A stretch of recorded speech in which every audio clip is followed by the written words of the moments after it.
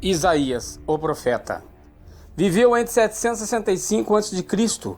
e 681 a.C., durante os reinados de Uzias, Jotão, Acás e Ezequias, sendo contemporâneo à destruição de Samaria pela Síria e à resistência do cerco de Senaqueribe contra Jerusalém, que sitiou com um exército de 185 mil soldados, derrotados pelo próprio Deus. Isaías significa o Senhor salva. Exerceu seu ministério no reino de Judá e se casou com uma profetisa e teve 2 filhos, Jazube e Salau.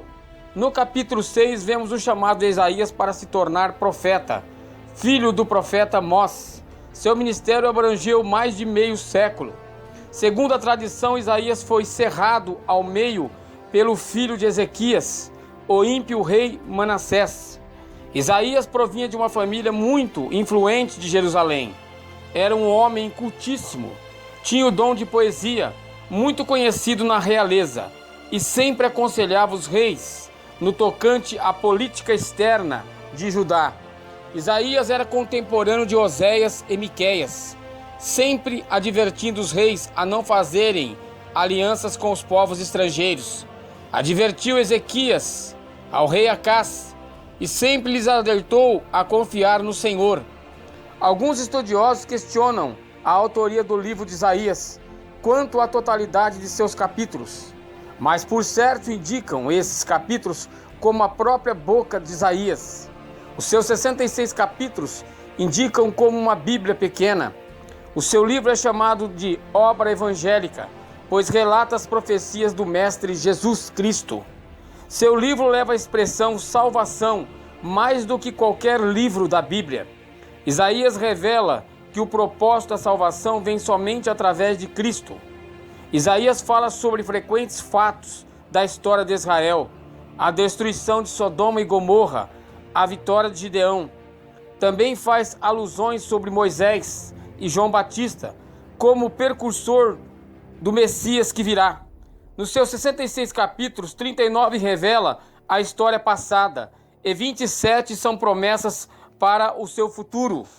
Uma das passagens mais comentadas é o capítulo de número 40, versículo de número 22. Ele é o que está sentado sobre o globo da terra, cujos moradores são para ele como gafanhotos. Ele é o que estende os céus como cortina e o desenrola como tenda para neles habitar. Suas passagens, como no capítulo 53, nos descreve uma das mais lindas palavras, onde o autor o descreve com tamanha perfeição a crucificação de Cristo, bem como no seu estado natural e poético. Esta profecia, narrada a 740 a.C. e 681 a.C., um período que virá a se cumprir.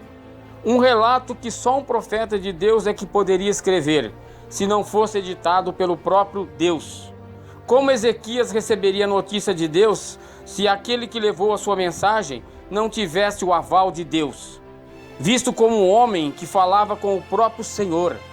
O certo é que o relato de sua morte ainda continua incógnito.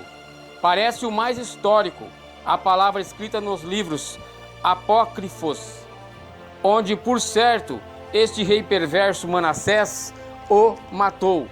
O certo é que Isaías, quando foi escolhido por Deus, por certo, atrelou-se a isso.